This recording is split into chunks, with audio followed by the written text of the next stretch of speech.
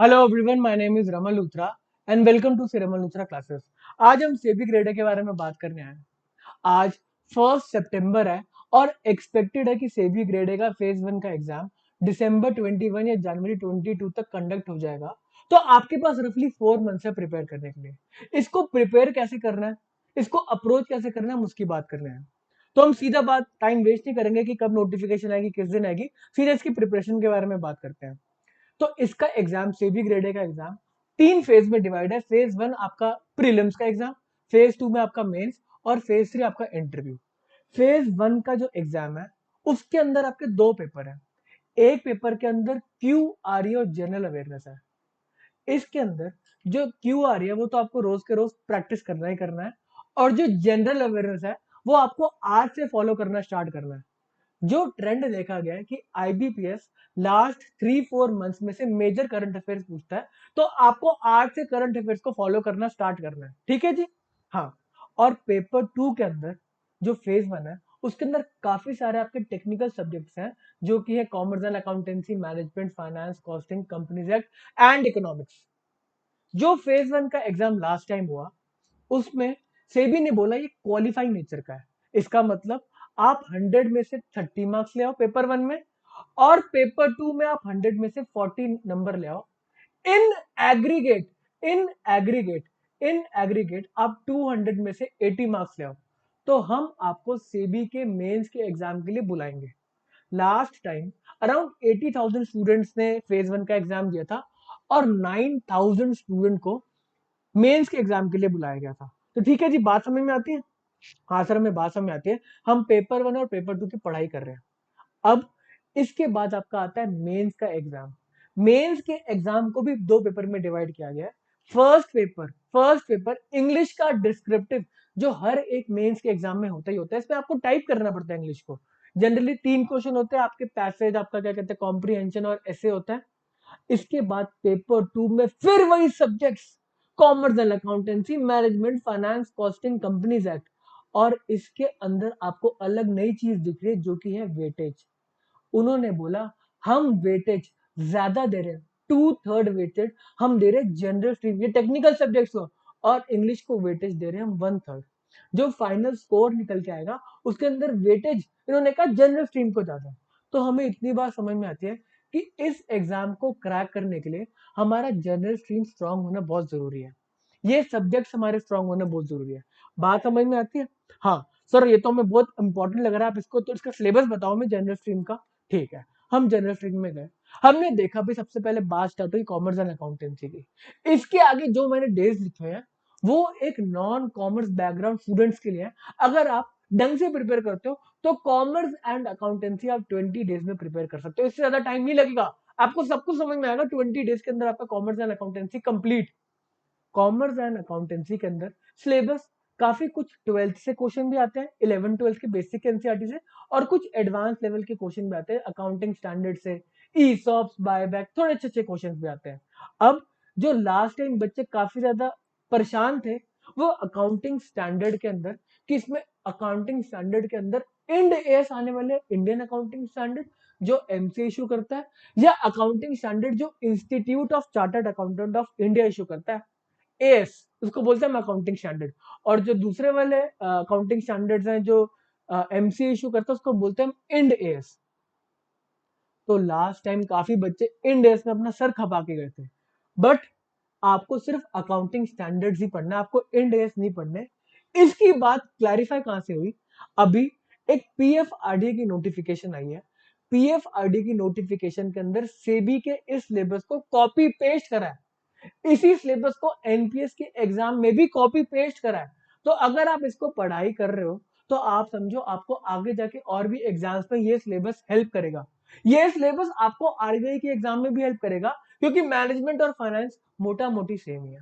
Sir, हमें पीएफआरडी की notification में दिखाओगे कहां पे लिखा हुआ है, कहां पे लिखा हुआ है, हम देखते हैं बेटे। देखो, ये इंड एस का जो उनका क्या कहते हैं उन्होंने बोला पढ़ने को, वो बोला कि आपको सिर्फ फाइनेंस एंड अकाउंट के जो स्पेशलिस्ट हैं उनको ही इंडेस पढ़ना है, बाकी किसी को इंडेस नहीं पढ़ना। जो जनरल स्ट्रीम का इसका सिलेबस है, देखो बेटा, इसका जनरल स्ट्रीम का syllabus same, commerce and accountancy copy paste कर दिया। यहां पर आपको अकाउंटिंग स्टैंडर्ड्स ही पढ़ने हैं। तो एक बात यहाँ से क्लियर होती है कि आप अकाउंटिंग स्टैंडर्ड्स ही पढ़ के जाओगे। सर हम कॉमर्स एंड अकाउंटेंसी के अंदर आप जो भी मटेरियल फॉलो कर रहे हो उस मटेरियल को फॉलो करो, जो इंस्टीट्यूट को फॉलो कर रहे हो उसको फॉलो करो।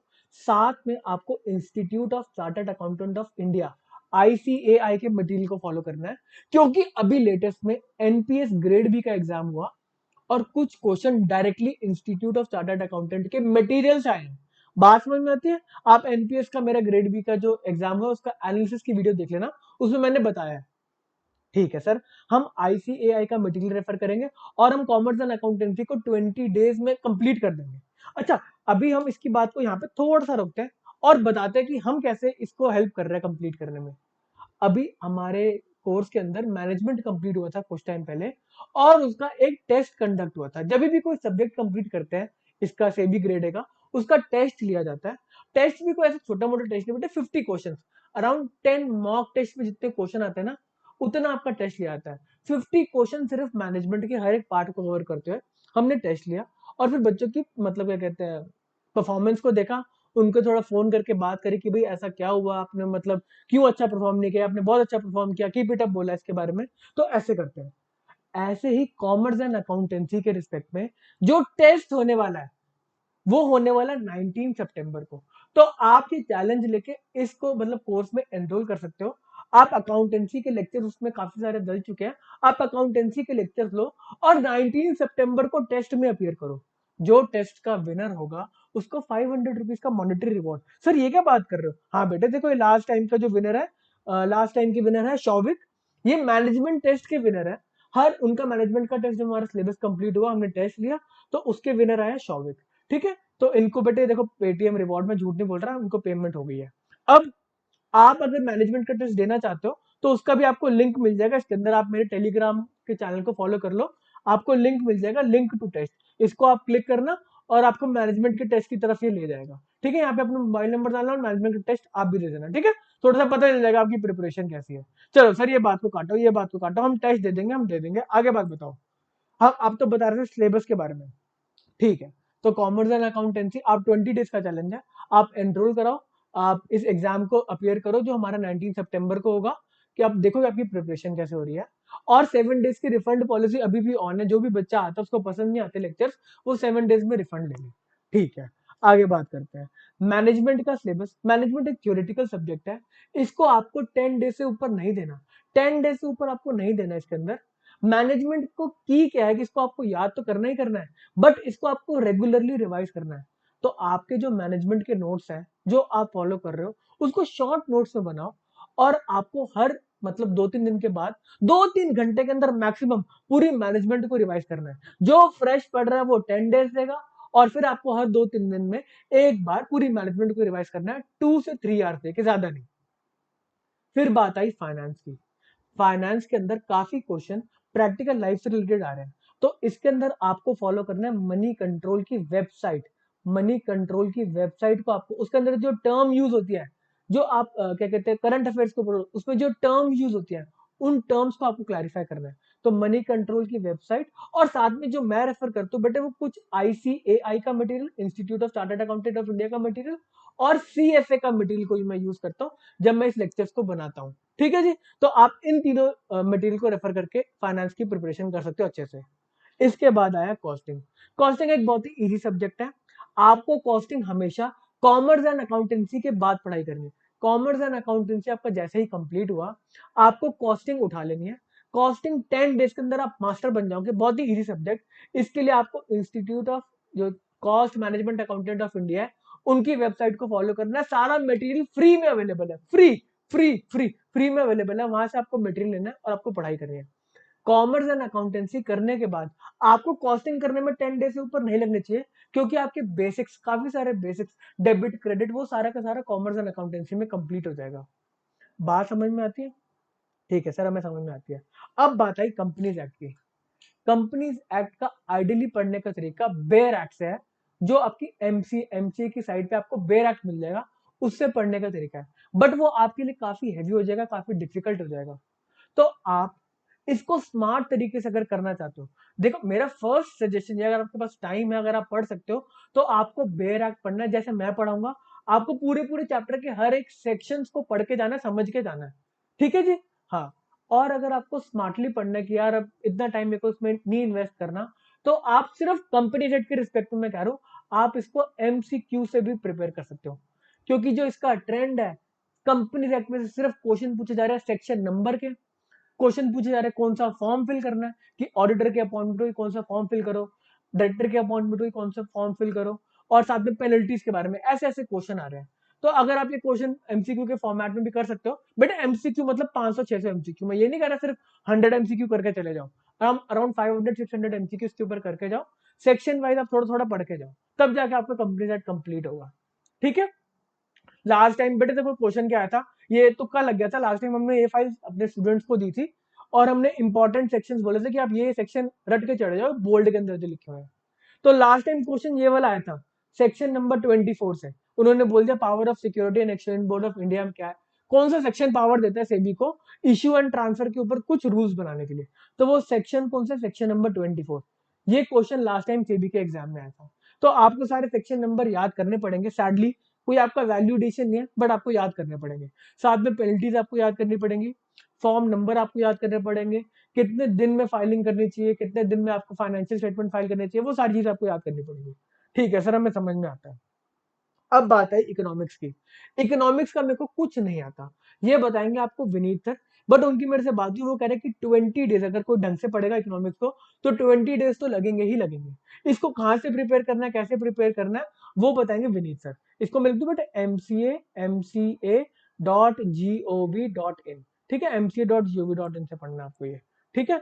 हाँ, अब आप टोटल देखो बेटे, पेपर 2 को, जो पेपर 2 के आपके टेक्निकल सब्जेक्ट्स हैं, उसको पढ़ने के लिए आपको 95 डेज अच्छे से, 95 तो देने ही देने, 95 डेज तो देने ही देने, और साथ में आपको एक मॉक टेस्ट मिल रहा है। कौन सा मॉक टेस्ट? पीएफआरडीए का एग्जाम। बच्चे बहुत ही डीमोटिवेट होते हैं इस एग्जाम को देख के, इस नोटिफिकेशन को देख के, क्योंकि इसमें जो वैकेंसीज है वो बहुत कम है। ठीक है बेटा, वैकेंसीज कम है, आप इसको मॉक टेस्ट समझ के जाओ ना। इस मॉक टेस्ट को देने के बाद क्या पता आपको इंटरव्यू का कॉल आ जाए। सिर्फ एक ही सीट है जनरल की, और टोटल वैकेंसीज 5 है, तो अराउंड 15 बच्चों को इंटरव्यू के लिए तो बुलाएंगे बुलाएंगे। आप इसको मॉक टेस्ट समझ के देख के आओ कि हाँ भाई, हमारे सेबी के लिए प्रिपरेशन के लिए थोड़ा सा हमें पहले से पता चल जाएगा कि हम किस किस चीज में वीक हैं, किस चीज में हमें और प्रिपरेशन करना है। क्या पता आप इसी में सेलेक्ट हो जाओ, कोई ना कोई बच्चे को तो सिलेक्ट होना ही होना है ना बेटे। हाँ, ठीक है सर, हम पीएफआईटी का एग्जाम भी देने जाएंगे, इसको हम मॉक टेस्ट की तरह नहीं, हम तो अच्छी तरह प्रिपेयर करके जाएंगे, ये एक सीट हम ही लेकर आएंगे। ओके बेटा, वेरी गुड।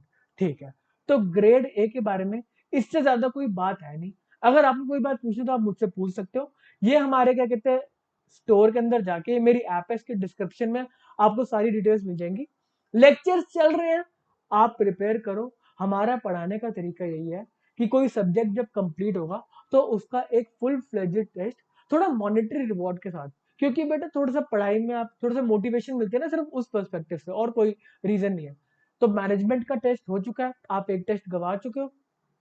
अब 19 सितंबर को टेस्ट है कॉमर्स एंड अकाउंटेंसी का। आप चैलेंज लेके चलो ना कि 19 सितंबर तक मेरे को कॉमर्स एंड अकाउंटेंसी को खत्म करना है, एकदम एकदम आगे मेरे को पढ़ना ना पड़े, सिर्फ मैं एक बार रिवाइज करूँ और कुछ नहीं। तो 19 सितंबर को कॉमर्स एंड अकाउंटेंसी का टेस्ट है। ऐसे ही सारे सब्जेक्ट, सारे के सारे सब्जेक्ट के टेस्ट होते रहेंगे। आप पीएफआरडी में एनरोल कराते हो, आप सेबी में एनरोल कराते हो, बात एक ही है, क्योंकि अगर आप पीएफआरडी का कोर्स लोगे, तो वैलिडिटी उसकी सेबी के मेंस के एग्जाम तक आपको मिलेगी बेटा। आप लेक्चर्स लोगे, आपके अवेलेबल रहेंगे। साथ में अगर आपको सिर्फ पेंशन सेक्टर लेना है, आपने कहीं और से सेबी का मटेरियल ले रखा है, आप पढ़ रहे हो, तो ठीक है, आप सिर्फ पेंशन सेक्टर के लेक्चर्स भी ले सकते हो मेरी ऐप से, जो कि 699 पे प्राइस है।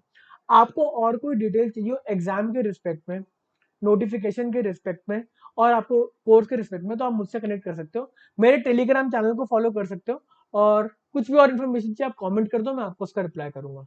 तो आज के लिए बात को हम खत्म करें। सर आप अपना नंबर दे दो, आप अपना नंबर दे दो, क्या पता हम आपको कॉल करें। तो बेटे मेरा नंबर सिर्फ आप टेक्स्ट ड्रॉप कर देना अगर आपको कोई डाउट आता है। तो मेरा नंबर है 9873735963, 5963। अगर आपको कुछ पूछना है तो बट इसमें टेक्स्ट ड्रॉप कर दो, मैं आपको कॉल बैक कर दूंगा सेबी ग्रेड ए पीएफआरडी के एग्जाम के रिस्पेक्ट में। ठीक है बेटे, तो आज की बात को हम यहीं पे खत्म करें। हाँ सर, आज आपने बहुत टाइम वेस्ट कर दिया, आज आप जाओ। ओके जी, बाय बाय।